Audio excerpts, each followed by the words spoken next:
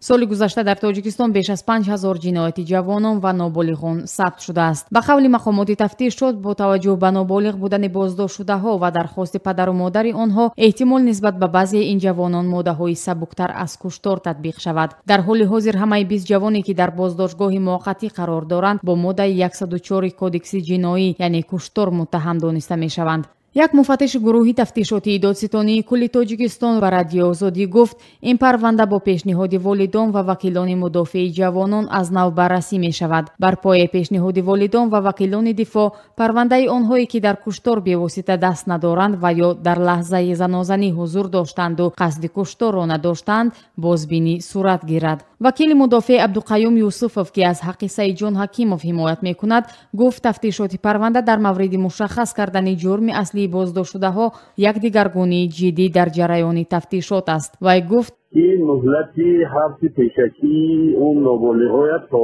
5 ایول برای شناس عید نهاییشان اعلام کردن شناس و مواد پرونده قطعی تمدید دادن تا 5 ایول.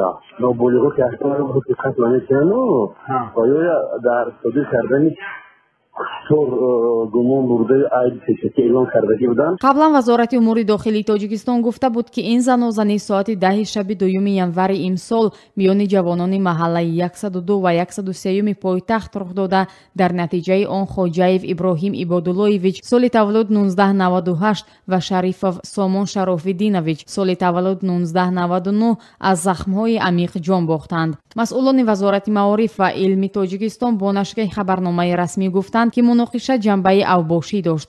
онҳо гуфтанд, гурӯҳи ҷавонписарон бо ҳадафи ба якдигар расондани ҷароҳати ҷисмонӣ бо худ корд, оҳан ва бита гирифта дар шаҳраки 104 якдигарро заданд.